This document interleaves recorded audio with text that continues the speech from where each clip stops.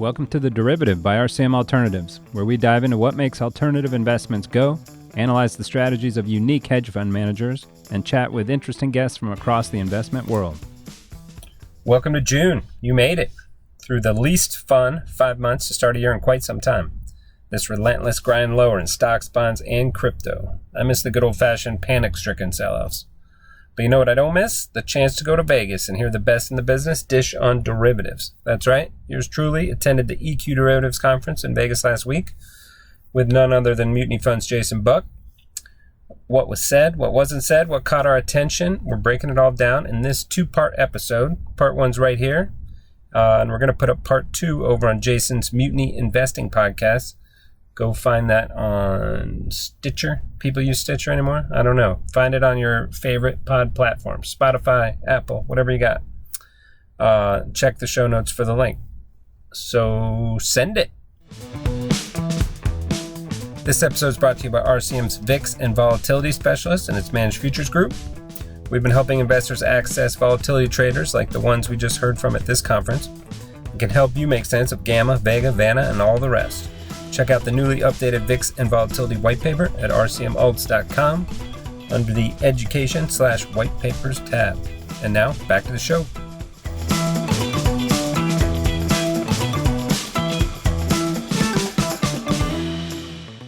Okay, we are here with Jason Buck of Mutiny Funds. The two of us were just out in Las Vegas at EQ Derivatives conference, which is not sure what it's trying to be actually, but it's got a lot of option traders, hedge funds, insurers that use option overlays, exchanges that sell the options for all those groups to use. So it's kind of a collection of all these different groups that are using quote unquote derivatives to manage risk and drive returns.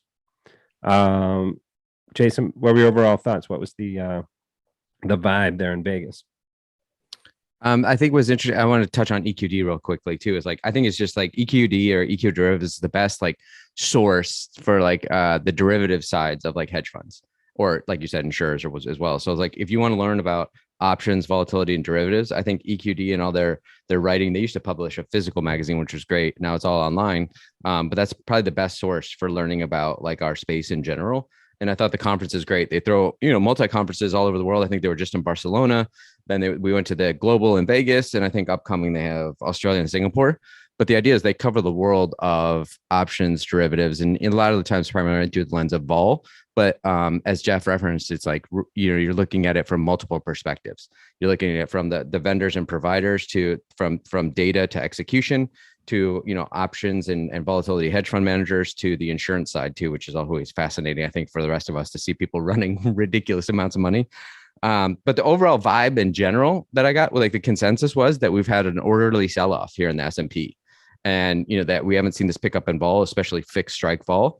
And they're talking about just the headwinds when you have just an orderly grind down. When the market is grinding down lower than the expected or implied volatility or variance would expect over the next 30 days, this is when you could see a grind down in markets and then not a pop in volatility. So that was like the general consensus. And I think we'll get into like certain trades that have been working and we'll question if they continue to work, like dispersion. Everybody's kind of like, hot on dispersion. And then outside of like vol space, as we'll get into with the first talk here, is trend following. Everybody kept mentioning trend following, commodity trend following, and how well that's doing. So it's interesting to kind of broaden that scope over multiple asset classes and different forms of derivatives. So overall, it was a fantastic 2 days at the Win, and just like hearing these different talks from practitioners at every level was a really interesting way to get some context to our entire space. And we should say two things. One, we chatted for a minute after the conference. Jason went back to California. I went back to Chicago. And so classic day after Vegas style, we're in sweatshirts and hats here. If you're seeing us on video, you know that. If you're listening to the pod, you don't. So day after Vegas vibes here for us. I feel like my voice might be a little scratchy as well. And to clarify, it wasn't like we were out drinking and partying. It's just like talking to people, like yelling over the music in Vegas. It's like, yeah, it's just the extroversion is what's making us exhausted, and obviously the trip and just the 24/7 nature of any sort of event. Yeah, we'll speak for yourself. There was a little bit of partying. Yeah. You were crushing the tables. So And then I also wanted to just add, when we're talking about EQD, it's a highly institutional crowd, right? This Yes. isn't retail traders trying to learn how to trade options. This is people that have been doing derivatives on the stock indices mainly, but also rates and everything for dozens of years before Jason knew what an option was, before I knew what an option was, right? They've been in the game very long time. And so this is all the pensions and the endowments and the insurers talking to the hedge fund managers and the index providers that provide those products.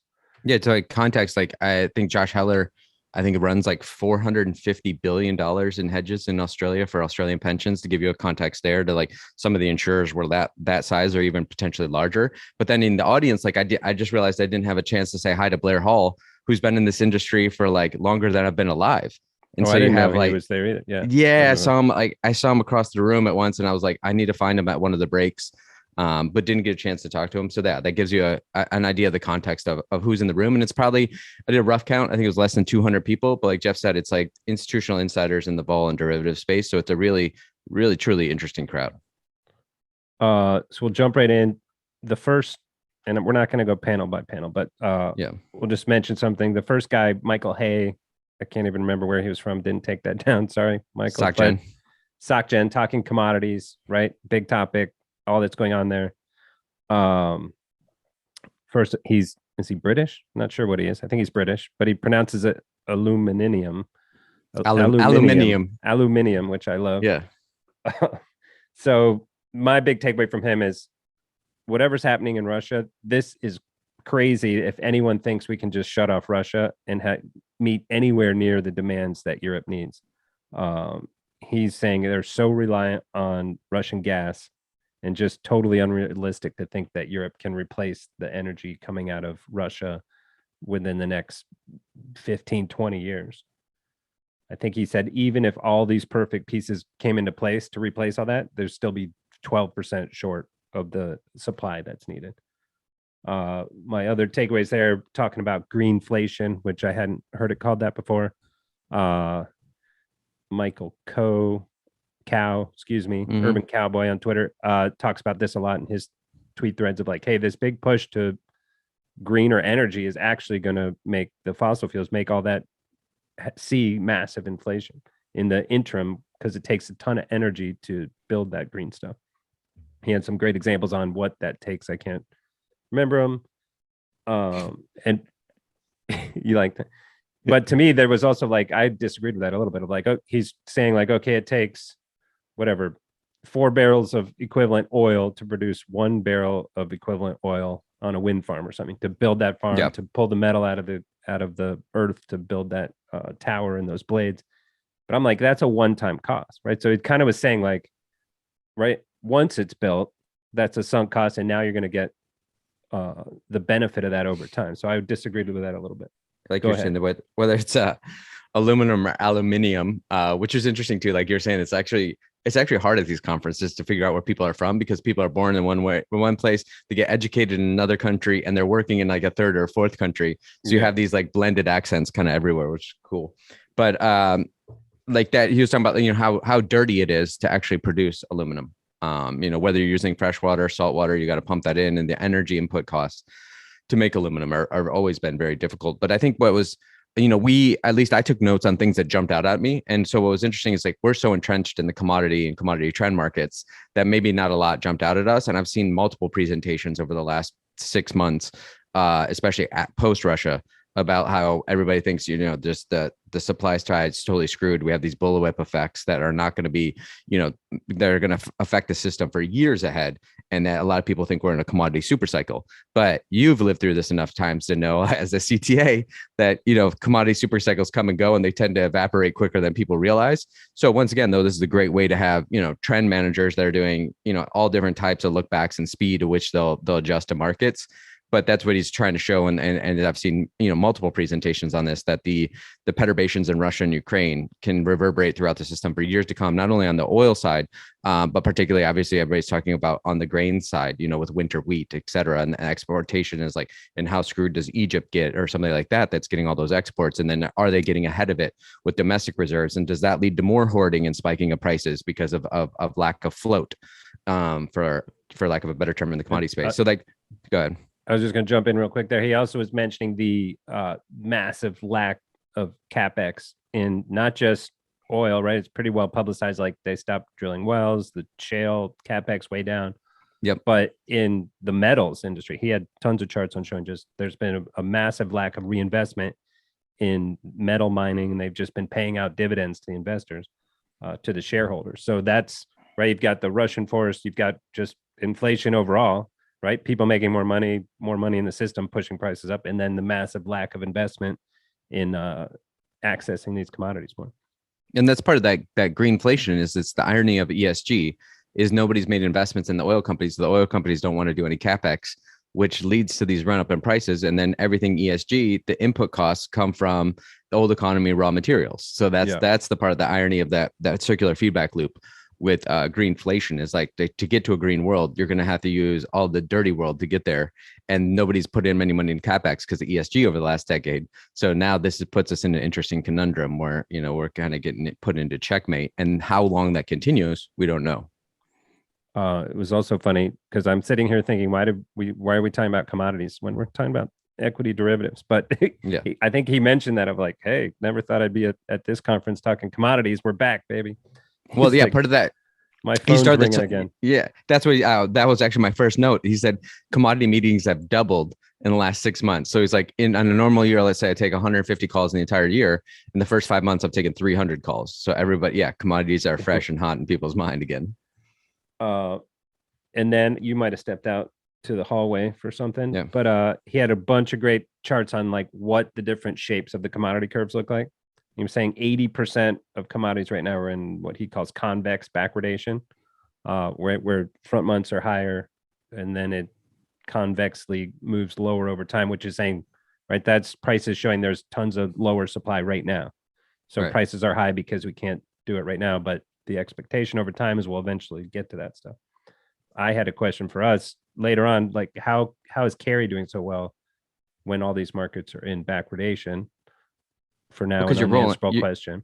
You're rolling up the curve, right? You're either the idea with a term structure carry, right, is you're rolling up or rolling down. What I think was interesting in what you just said that I definitely missed that part is like I don't think I've thought enough about this of whether when you're in backwardation, is that curve concave or convex in backwardation? And that's like what you're saying. When it's convex, you kind of have that hump rolling down, showing it's the near term supplies everybody's worrying about.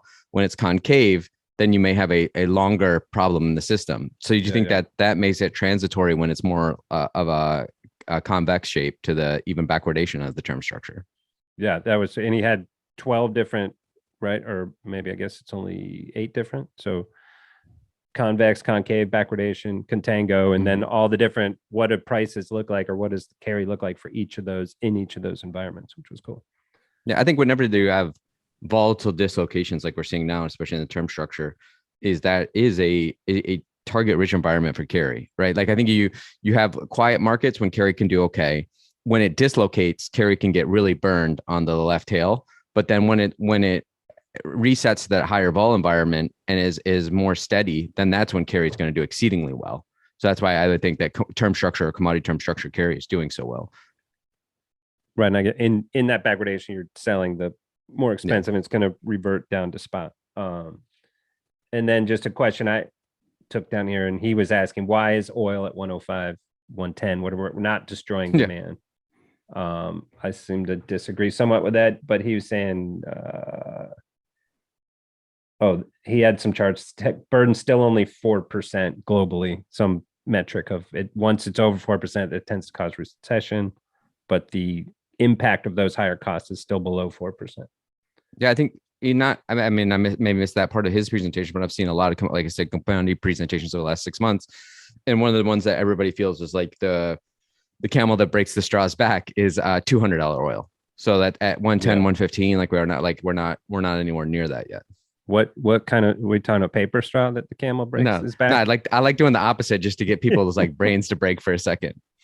And then this was only a commodity guy could say this. He spent coming in saying, well, high oil is what caused people to skip their mortgage payments in 08, which caused the GFC, which I hate calling it the GFC, and you all have made me morph into that. What would you like to call it? The 07, 08 financial crisis. Yeah. Yeah, exactly. So we all go short. But like you've actually been talking a lot about this, but it is a thought that's been around for decades. Is that especially from commodity guys, is that oil affects markets more than anything. And so like you've been saying, is like until we see a sell off in oil, we're not going to see the S&P like truly rebound, and oil just keeps creeping higher. So there's always been a correlation with that. I mean, going back several decades. I mean, we'll see if it holds up this time or not. And then you mentioned commodity super cycles, three main ones: 1870 to 1913, 1946 to 1973, 2000 to 2008, when my buddy Jim Rogers started calling it. He's not really my buddy, but we had him on the pod. And then the question is this a new one? Right. The vibe there was yes in metals, which for everything we just talked about, all this greenification needs a lot of metals, plus, right, battery production is enormous cause of that. And oil, probably not, because once you, right, eventually there should be some tipping point. But the cure for high prices is high prices, right, with commodities. Exactly.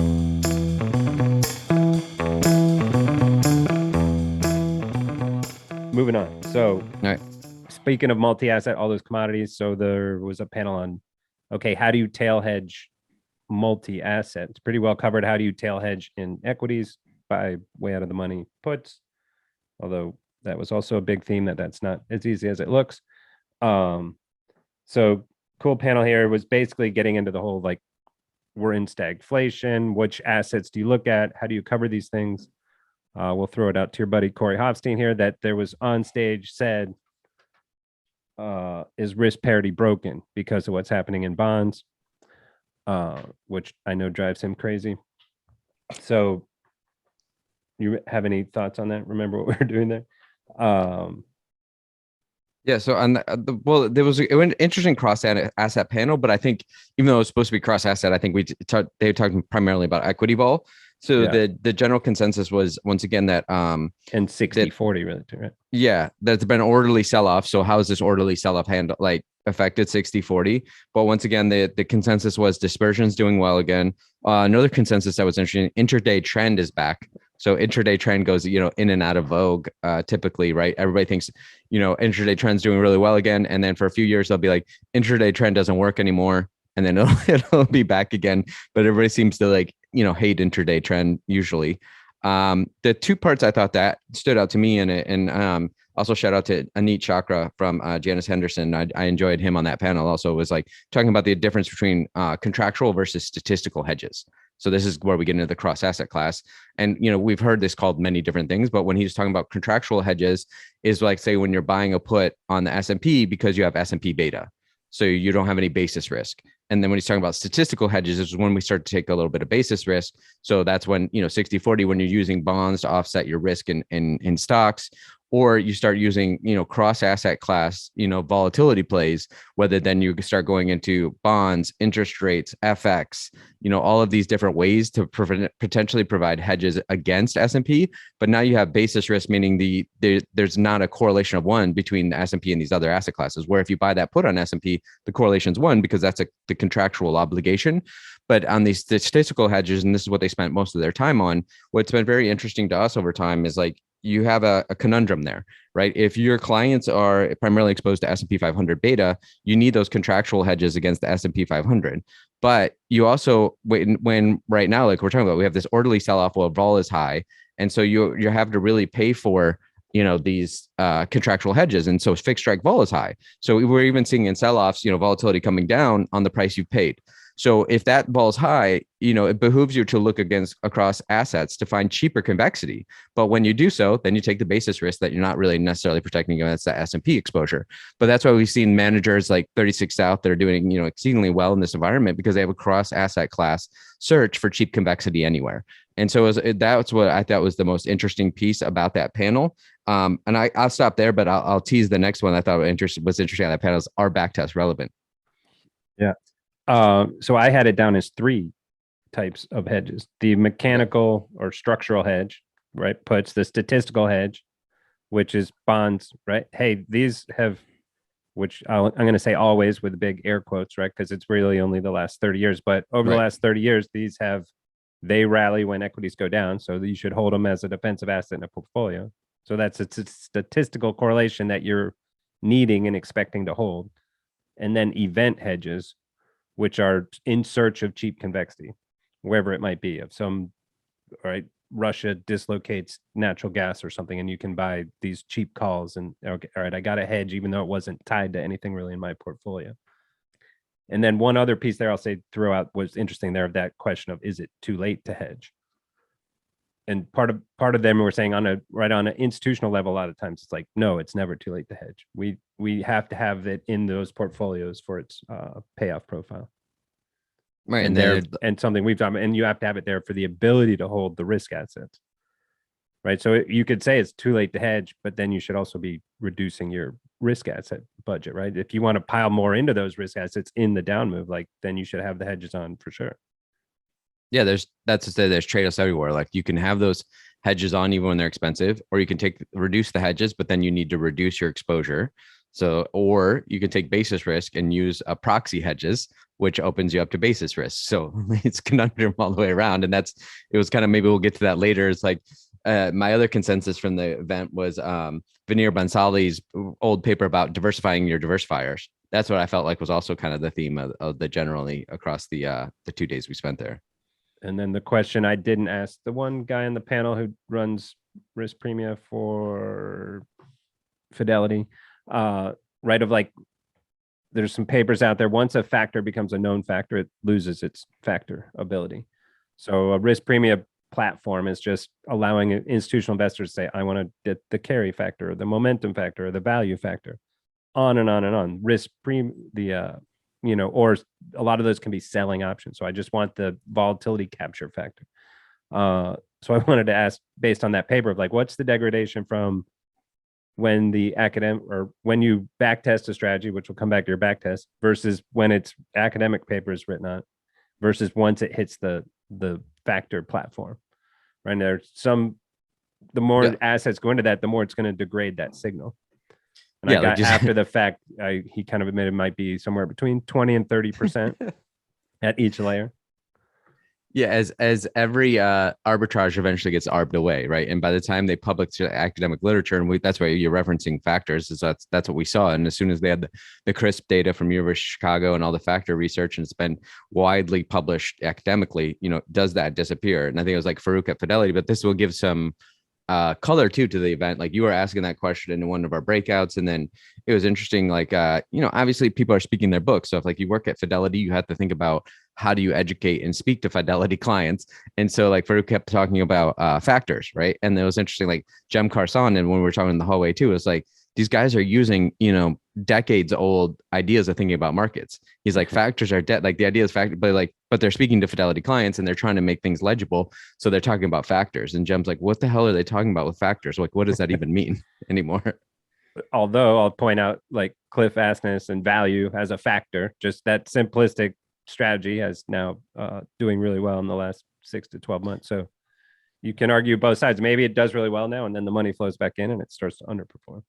Yeah. And I think what came up at the very end was with Mike at Parametric Portfolio is like the idea of, are backtests relevant? And there was like kind of a debate between Mike and Farouk about, are they relevant? And like, how do you use them? And as we know, it's like, there's so many implicit biases that go into backtests. Backtests are only a rear view mirror and they tend not to work in real time. And it's like how do we use backtests as crutches, or I think about them as intuition pumps, but it's almost like, and then we never present clients a bad backtest that goes from the top left to the bottom right. We always show them a backtest that goes from the bottom left to the top right. So it was an interesting question, especially as markets change, players change in markets. Any sort of long-term backtest may be irrelevant given the market structure and market dynamics. So I'm just curious if we didn't talk about that. If you had any takes on backtests. When I started my old firm, Attain, I built out this great looking spreadsheet, showed how much money we're going to make, and took it to my father, who started a few businesses, and said, Dad, what do you think of this business plan? And he just looked at me and goes, nobody ever loses money on a spreadsheet, son. So, right. So that's the key to backtest of, like, yes, like you said, they're always going to be good, or you throw them in the trash. And kind of back to my other point of like, what's the degradation? And there were some questions, other panels of like, what did you, right? Practitioners are like, what did you use for slippage on the equity option cross correlation, right? All these different things. And like, so I think they're valuable, but I think you always have to take them with a grain of salt. The problem is, right, if you go too far in that direction, you say like, okay, well, we could lose 100% in everything, and you'll never allocate to anything, right? So if you run all the Monte Carlos, you say, okay, here's my worst case scenario. I always even discount those worst case scenarios and say you could lose way more than that, but eventually you have to put a foot in the water, right? You have to believe in what you're doing and say, okay, I like this back test, right? I'm not trusting it that it's going to produce a 6 sharp for the indefinite future, but I'm going to trust it to basically give me the faith to go into this, and then you can control with position sizing and whatnot. Well, and then I remember that actually it was succinctly put. Chris Cole actually was the first one to ask a question, and he asked the panel, what do you do to invalidate a back test? And it was crickets. And then like Chris and I are texting each other as you asked it, and I'm like, Chris, you know what they do? It's like, if it doesn't prove what your priors were, you throw that one in the trash, like you just said. Like like, we're implicit biases and we don't even realize it. But that is an interesting conundrum. Is like, what actually would invalidate the back test? And that's what's hard to do. Like, we all think, oh, I'll have an idea and then I'll test it, and if the test doesn't work, I'll invalidate it. But then we always change a parameter to make it work, and then you test in sample, out of sample, but then real life never works like in sample or out of sample. So it was an interesting question where Chris just silenced the room with like basically like 7 words. And the guy Mike you mentioned, he did have a nice quote saying, back tests show that back tests don't work. Yeah, that was great. That was a good one. It reminded me of one of my favorite lines of 90% of statistics are misleading. Yeah. The next panel, I'll just jump ahead for it because I don't know if you took notes on this, but the next panel was on like the risk of bonds as a hedge and how to mitigate it. And I didn't have a lot of notes on this one, but I did write down, got to remember who actually said it on the panel. I want to say it was Ben Bowler for head at equity derivatives at Bank of America, but he talked about the 3 free puts that everybody's been seeing for the last 2 to 4 decades.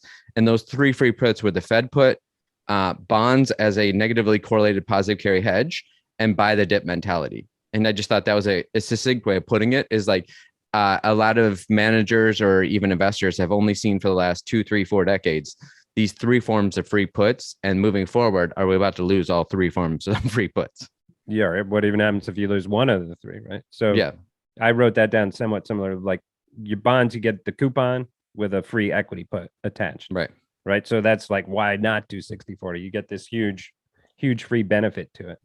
And then another way of saying that is that dips became alpha. Right. If you were willing and able to buy that dip, that became your alpha versus just a buy and hold strategy that's going to reduce, lose some money and then make it back. They're adding on the dips.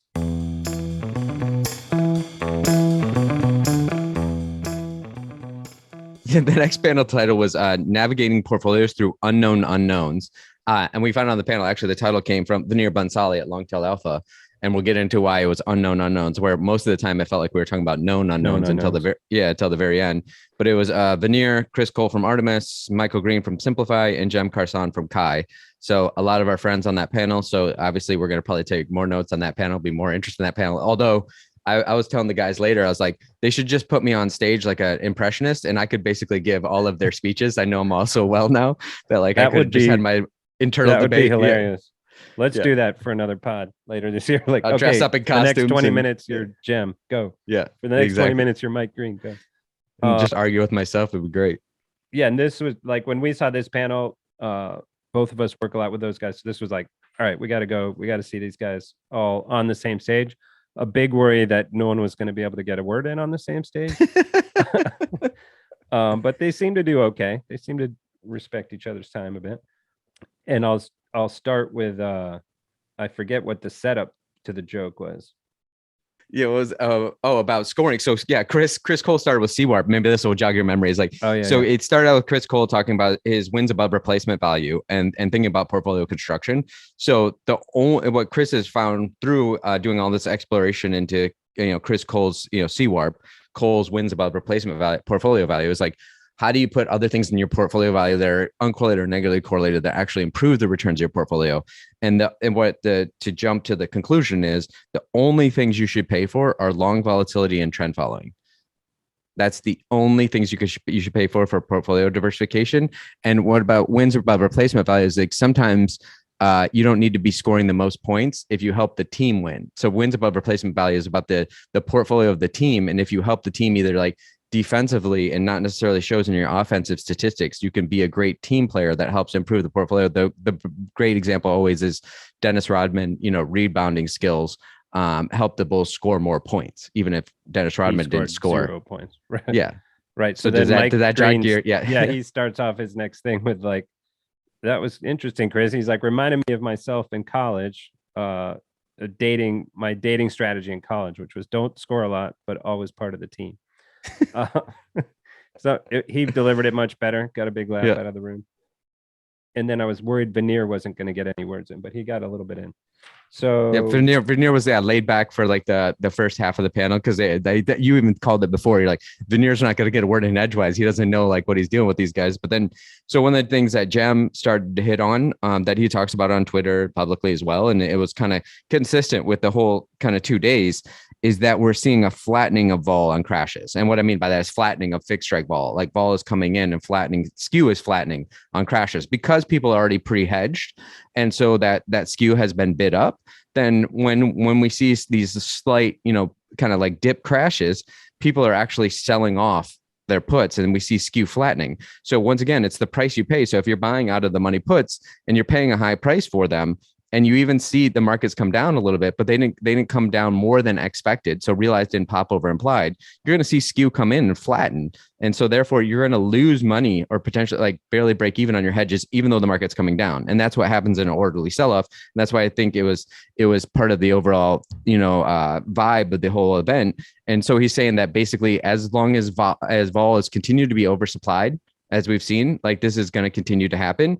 And then I'll kind of skip ahead to the back end for you, because what Jem did talk about later was he thinks we are though, like in the fifth innings of people being hedged, and that trope of a hedge market doesn't crash is they all started talking about this panel. They're seeing little inklings that people are starting to take off their hedges. So that people that maybe, once they're convinced to do hedging, and then the hedges start not paying off on small down moves, then they think hedging doesn't work. And so they start taking off the hedges, and that leaves the market vulnerable to that crash. And so that's what he's saying. We're starting to see, the green shoots there, that people are not relying on hedges anymore. But it was like one of the most hedged markets through that equal volatility of March 2020 through election vol, and then into Q4 of last year, people were starting to have a lot of hedges on. So if we're going to see that supply of hedges come down or not. And then Mike Green brought it up on the flip side of that equation is the big institutional level short vol is down a lot, right? You had the XIV and the SVXY coming into Feb 2018 were a big example of that. I think he's even talking the CalPERS or who is it in Canada, like a systematic vol selling program that's coming way in after March of 2020, right? There's just not the appetite to sell that at scale yet. Yeah, and we'll maybe talk about that later on the insurance panel. Same kind of thing. They said they're not selling, Vega in size anymore, or even buying Vega in size because they have other alternatives, and things have changed in the insurance industry from a regulatory perspective. The other thing that Chris Cole, to echo that sentiment, I thought he had a good quote. He said, "It's hard to have a bear market in a bull market in fear." Yeah. And so they're saying if skew's been bid up, it's very hard to have a bear market. But I always like to bring up though too, it's like, yes, that trope works that a hedge market doesn't crash, but if we break through that inflection point, there's always an air pocket after that. So 90% of the time works all the time until we have a huge problem after that. So it's even though most people want to eventually take off their hedges, that's the way we don't necessarily think about markets that way, because what if there's that one event, even though it's maybe worked for the last 10 times, there's nothing that says it's going to work for the 11th time. Right. It's almost counterintuitive, right? You should be hedging the further away, not the normal drawdown, but the abnormal drawdown. But Mike Green echoed that, like long vol is certainly not cheap, and he's seeing any payoffs from here in the vol space being pretty symmetrical in terms of the risk versus the cost versus the payoff, which I'd argue there again, I'm like, yes, assuming it's a 20 to 30% drawdown. I don't think if it's a 2008 style, right? S&P's down 56%. I would argue it's still quite asymmetrical. Yeah, like I thought that was an interesting argument by Mike, that with the higher skew and then you're paying higher for implied, that, these shorter sell-offs in duration and even in depth, that they're more like Delta One instruments. And yeah, so you're getting that linear payoff. Well, you'll take the linear payoff, at least it's better, but like you would prefer convexity.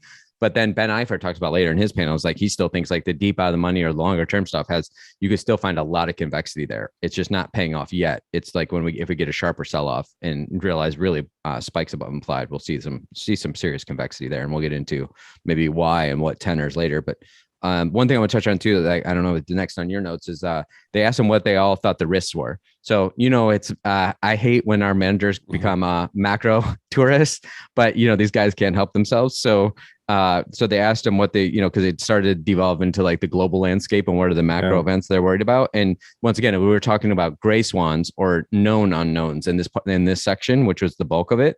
And Chris Cole was banging the drum of corporate solvency again. And to his point is like, you don't see real vol in markets till you see just absolute credit default. And so that reverberates through the system. Mike Green's number one risk was China. He still thinks that's a huge looming risk that we're losing attention span for. And Jem Carson actually echoed Mike Green's on China, but then he talked about, fiscal policy and any sort of fiscal mistakes there. And then you talk about that rise in US dollar and the wrecking ball that the dollar can present.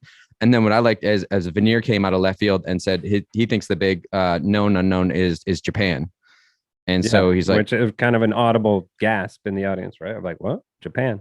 Why Japan? What did he say? Do you remember? Basically, like everybody has been quieted by Japan and the idea right now. And I don't have any hero trades, but the one I do really like right now is shorting JGBs. Especially because, they've said they're going to yield curve control. They're going to pin it at 50 bips, but it'll be interesting if the market can break it through there. So is this another, Soros ERM kind of experience? But why I think they trade so interesting is that because everybody got burned for decades on short JGBs. And so you have all this recency bias with a lot of managers that if you told them you're short in JGBs, people think you're a lunatic. So I wonder if that's part of the trade. And so that's why Veneer just for those non-professionals out here, shorting JGBs, Japanese government bonds, shorting them, short the bond, rates higher. So it's basically betting that the Japanese central bank can't keep their rates pinned at 50 bips and that it's going to go up to 1%, 2%, whatever. Right.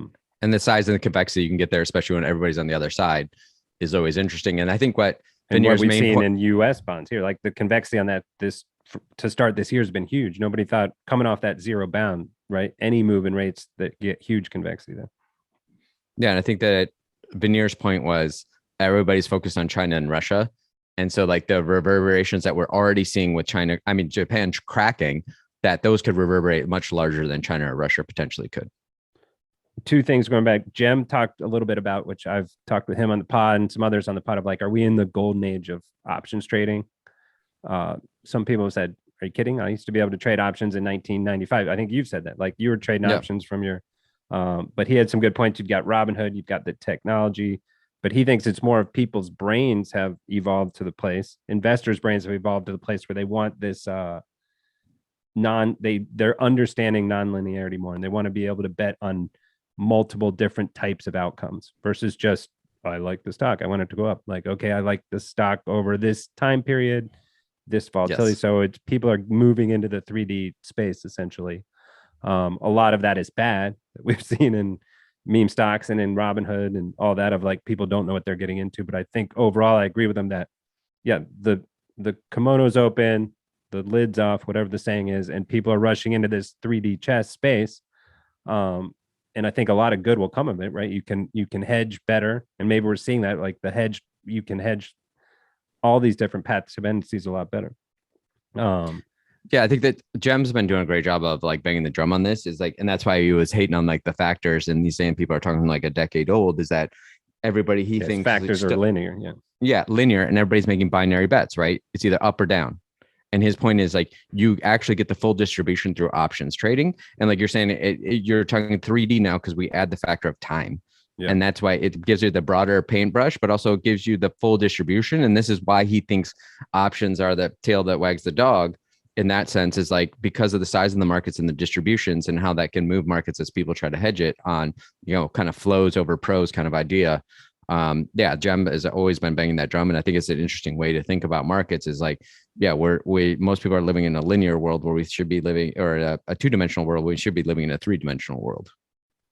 Mike Green talked a little bit about the duration sell-off, or it's been mostly a duration sell-off so far in rates. He thinks the interesting thing is what happens next.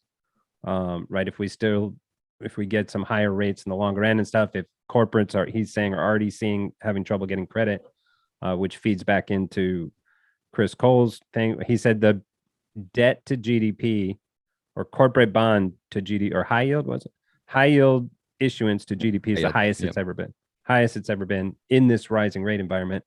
What does that look like? How many companies can't make their payments? He was saying like 100% of corporate profits are going to have to go to just covering that debt, right? Which is unsustainable. So they'll either shut down or restructure the debt, right? They have to do something. And that's Hyman Minsky's credit cycle.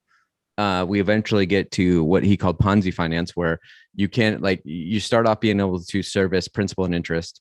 Then as times get better, we then only service interest. And then as times get better, then we can only use debt to service the interest rate debt. So that's what he called Ponzi finance. And that's what like Chris is eventually getting to as rates rise.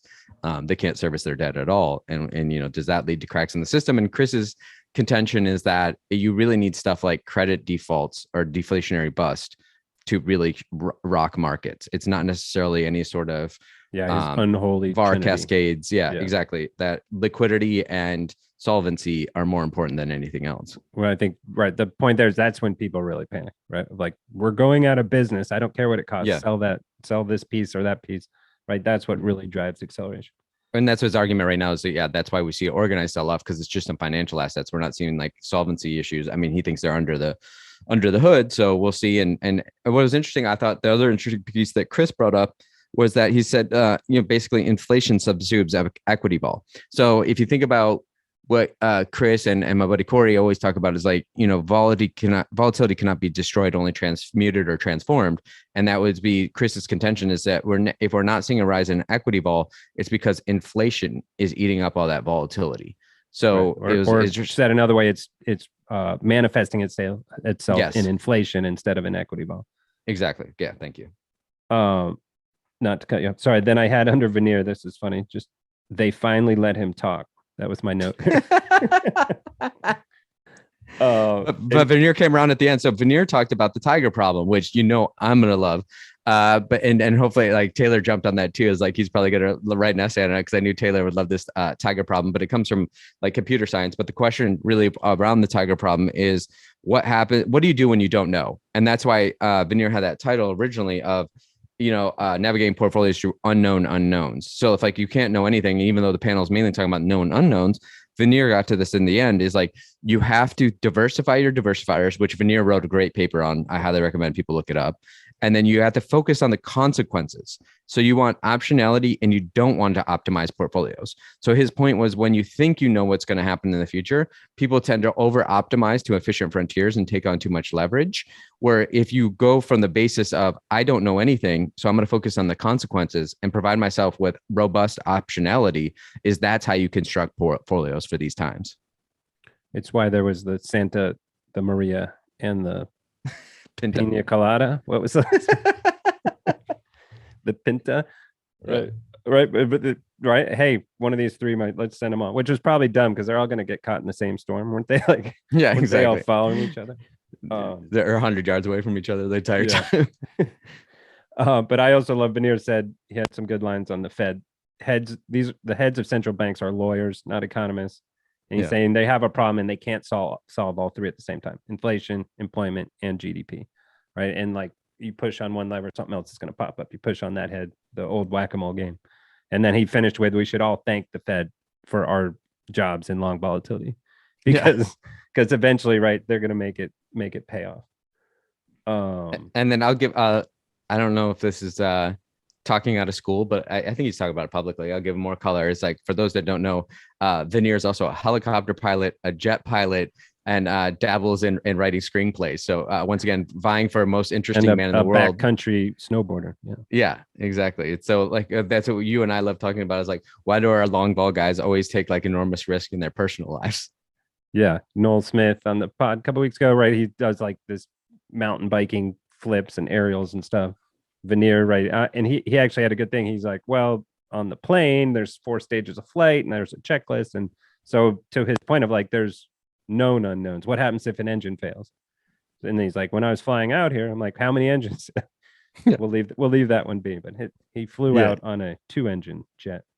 And then for those who don't know, Chris Cole loves to be a rock climber. My favorite one that it blows my mind is Bastian Balesta likes to do ice climbing and paddleboarding on like across frigid lakes in the Swiss Alps. I mean, like it's that one's like crazy to me. And then the question, I asked some stupid question of like around can a hedge market crash? And then later on, I wanted to say the question I wanted to ask came to my mind. If we took all 4 of you guys right out of this room into the poker room and you're playing poker against each other, who's coming out ahead? Ooh. That would have been a better question, right? That's really interesting. Now you got me thinking. Yeah. Ooh, I think any of my answers, if anybody listens to this, they're gonna be upset about. But I was thinking like, who's gonna be best, not necessarily at the mathematics of the hand, because I think that's just gonna be Jem base would rates. Be like a loose player and kind of playing by hands and like making you like pushing. Veneer's like super tight, holding back. Yeah. Waiting for the top pair. And then I'm thinking like, who's gonna be best at like playing the player, because that's what they're eventually gonna get to. Is the psychology of it. And my first leap was to actually Mike Green on that. Yeah. And then Chris would be somewhere in the middle. He'd be dynamic, right? He'd be like sometimes tight, sometimes aggressive. That'd be fun. But then I was also thinking though, on your sense, like Jem could throw everybody off because he'd be talking the whole game. You know, he'd be throwing, and then Veneer, look over here. Veneer might get bored. I don't know. Like, yeah. That's an interesting question. Can we jump in the time machine and go back and ask that? Yeah, that's great. The hard part, like we said, is like we know all these players, and even especially on this panel, but even throughout the few days, is like kind of know what they're going to say. So I only wrote down things that kind of jumped out at me that were unusual. So I apologize for not giving broader swath to like their actual arguments, because I think you can find those in other places, or if you follow these guys, you'll know exactly what they are. I just think, and got touched on another panel. One thing I wrote down of like Mike Green brought up the big reduction in the number of option market makers, right? Like it's just a handful of firms. What does that do? That's Corey's liquidity cascade paper. Right. What does that do in some sort of cascade, some sort of liquidity event? They don't have, right? They're not a public utility. They don't have to guarantee liquidity to the market. Yeah. So that's a good one, because actually to get more color on that, the second day at lunch, Mike Green, Chris Sidiel, and I were having this conversation, and it's twofold. And if you haven't read Chris Sidiel's Ambrose paper recently about this topic as well, is like not only you consolidated down to like 4 banks at like the OTC option level. So that's a worry that you have to consolidate 4 banks. Then, like you're saying, we've consolidated down to like 4 market makers in the electronic options, whether it's SIG, Wolverine, Optiver, and Citadel. And so like when she said like on the electronic listed markets, they can pull liquidity at any time. And then what happens to the OTC, where we're taking counterparty risk and we're down to like 4 banks, and then maybe they're having the same trades on.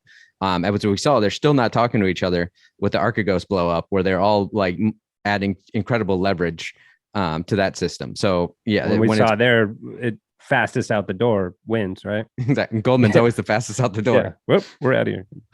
Hey guys, let's stick into this together as they're running out the door.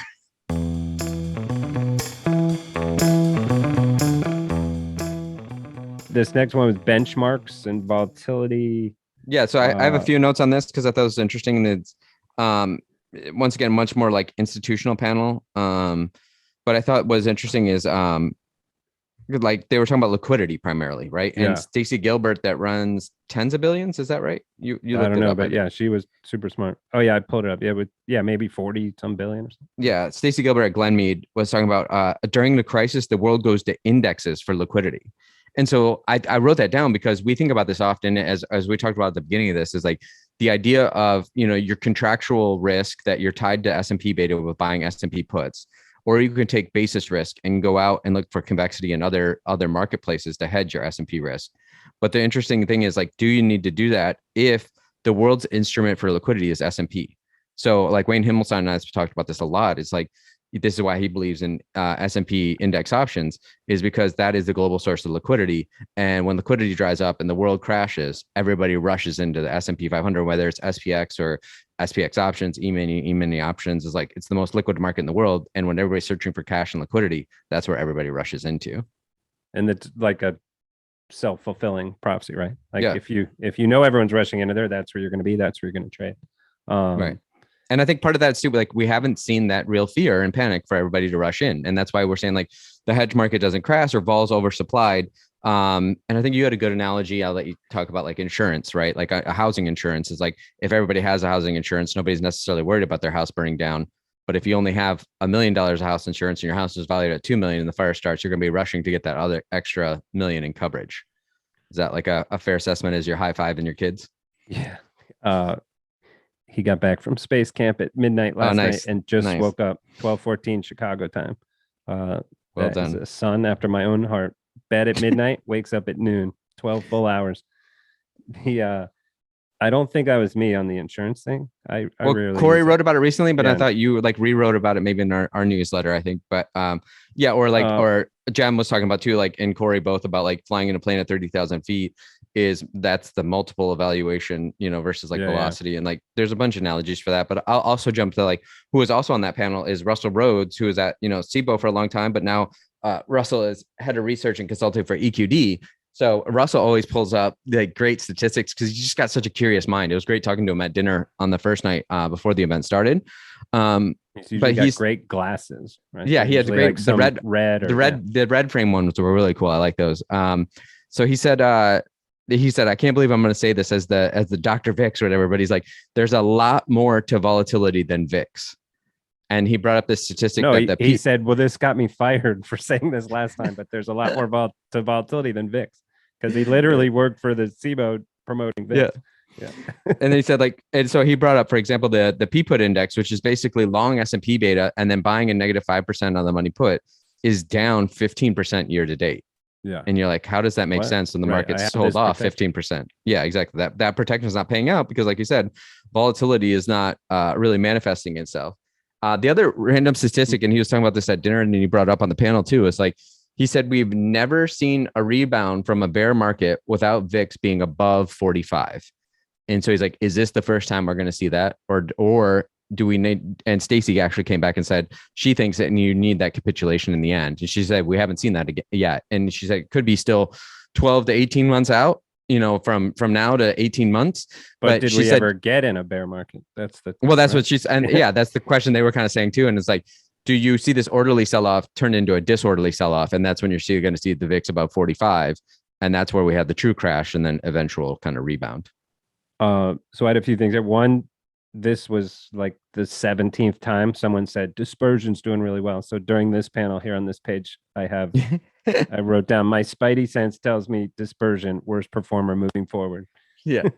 I think you wrote a note to me while you're sitting there. It's like, number one, Dispersion doing great. Number two, this is the top tick for the top is in for Dispersion. And so, yeah, we'll also get to that later too, as well as we're go actually into the next panel, which was another one. Unless you want to, was there anything? Yeah, I just had one thing, Russell. I think he asked the question and nobody really answered it, but I thought it was interesting.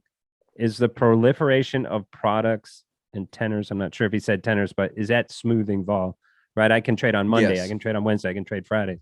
So is the proliferation of that, and I've brought up to some option people like, are we eventually going to get to hourly options? Like, right? Like, where's the end? These are for-profit exchanges, right? With big booths and dinners and giveaways here at this conference.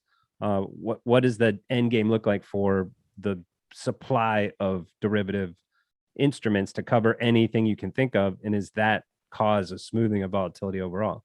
Right. In the old days, if I could only do right, it kind of goes counter to what we just said of like, everyone's doing it in the S&P options, SPX options, because that's where the liquidity is, but maybe not so much anymore because they can also do these different tenors and whatnot. Yeah, it was. So Joe Elmlinger from Lake Hill completely disagreed with Russell on that. He's like, my gut reaction is no.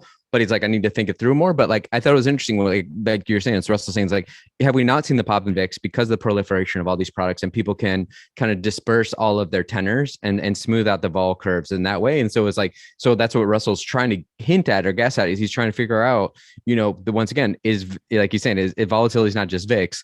And so is this why we're not seeing it manifest in VIX? And I thought that was an interesting way of thinking about it, is like, especially as we move down to those one-day options, and people can use that finer paintbrush and disperse their hedging both long and short.